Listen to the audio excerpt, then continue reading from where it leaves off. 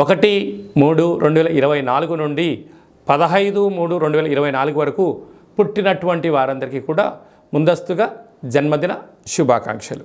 గతంలో వివాహం చేసుకున్న వారికి వివాహ వార్షికోత్సవ శుభాకాంక్షలు. ద్వాదశ రాశుల్లో గ్రహ గమనాల్ని ఒకసారి వీక్షింపచేద్దాం. మీనరాశి వారు మహాశివరాత్రి పండుగ సందర్భంగా ఆదివారం అమావాస్య సందర్భంగా ఎలాంటి విధి విధానాలు పాటించాలో ఈ వీడియోలో సవివరంగా సంపూర్ణంగా తెలుసుకుందాం. మీనరాశిలో ఏ నక్షత్రాలు వస్తాయనగా పూర్వాభాద్ర నక్షత్రంలోని చివరి పదమైన 4వ పాదము, ఉత్తరాభాద్ర నక్షత్రంలోని 4 పాదాలు, రేవతి నక్షత్రంలోని 4 పాదములు కలిపితే మీనరాశి అవ్వడం జరుగుతుంది. మీనరాశి యొక్క అధిపతి దేవగురు బృహస్పతి.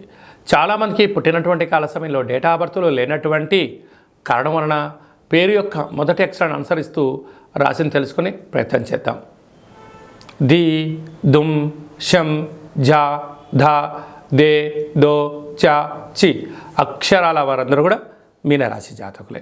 వీరికి ఒకవైపు ఏళ్లనాటి శని సంచార స్థితి జరుగుతున్నో రాశిలోనే రాహు, ధనస్థానంలో గురువు, సప్తమంలో కేతువు, లాభంలో కుజశుక్రుల కలయిక, వ్యయంలో రవి, బుధ, శని సంచార స్థితి ఉన్నప్పుడు వృత్తులలో, ఉద్యోగాల్లో, వ్యాపారాల్లో మంచి మంచి అవకాశాలు మీ ముందర కనపడుతూ ఉంటాయి. కానీ అందులో విజయం ఎంత ఉంది, అపజయం ఎంత ఉంది, ఖర్చులు ఎంత ఉన్నాయి, దాని యొక్క శ్రమ ఏంటి అనేది ఆచితూచి నిర్ణయం తీసుకోవడం మీ వ్యక్తిగతంగా భావించగలగాలి. కనుక వృత్తులలో, ఉద్యోగాల్లో ఆశించినంత విజయం మీ సొంతం కాబోతుంది. కనుక మహాశివరాత్రి సందర్భంగా మీనరాశి జాతకులు శనగలతో లేకుండా శనగపప్పుతో కూడుకున్నటువంటి పదార్థాలతో, నవధాన్యాలతో అభిషేకం చేయడం, పసుపును బాగా కలిపి ఆ పసుపు ముద్దతో మహాదేవుడికి అభిషేకం చేసి వాటి లలాట స్థానంలో బొట్టు పెట్టుకోగలిగినట్లయితే సువర్ణమయం మీ జీవితం.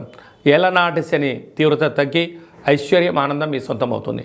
ఆదివారం అమావాస్య సందర్భంగా తెల్లజిల్లెడు వృక్షం దగ్గర పూజ, ఇంట్లో కూష్మాండ దీపము, కాళభైరవ హోమంలో పాల్గొనడం వలన మీకు మృత్యు, అపమృత్యు, ఆటంక దోషాలు, శత్రు ప్రభావాలు తొలగిపోతాయని చెప్పి గమనించాలి.